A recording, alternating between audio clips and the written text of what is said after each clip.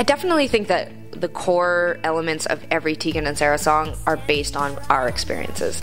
You know, I think as we've gotten older, our perspective about relationships, romance, heartbreak, you know, love, and then songwriting itself has grown to include your experience and their experience. Like, so I think that it's become a challenge for me not to write a song that I relate to, but a song that everyone can relate to. I think this will hopefully be the great equalizer or the great connector. If I can write a song that 2,000 of us can stand in a venue and all sing along because we all have created a connection with that song, like, that's magic. Like, that's music. That's what's so neat about music, is that we can all relate to an experience I had.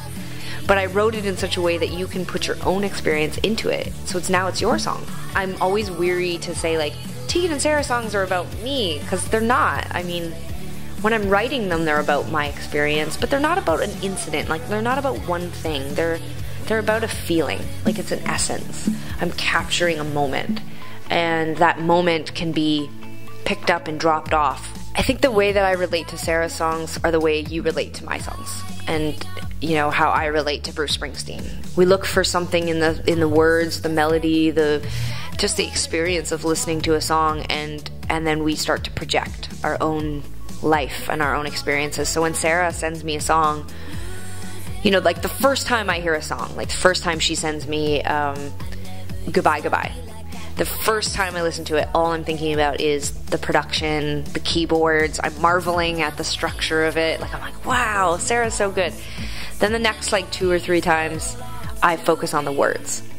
Like, does this tell a story that I relate to? Will the fans love this? Like, you know, is this a unique story that we've not heard before? You know, I really pour over it.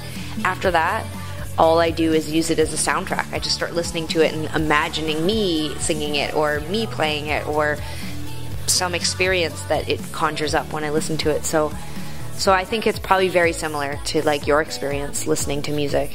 I do the same thing with Sara's music. I really wanted to unify our voices, and I wanted to collaborate on as much of the music on the record as we could. So I would send it to Sara with lyrics, and then a few days later she would send me back her part of the story. So I think that this record, more than any record we've ever written, they're both of our stories on each song. You know, there's a real collaborative feeling to the record, because I wanted Sara to insert herself into my life. Maybe we could have moved a little faster. I think we were trying to blend in a bit. We were like, we'll take the indie route. We'll sign to a small label. We'll just be over here playing. Bye. Like, you know, we've really sunk ourselves into the underground for a long time, because I think we were worried about integrity, and I think that we didn't need to worry that much about that. I think we're good people, so I think we would have made great music no matter what. So, but we have all that experience now, so I'm glad we did it the way we did.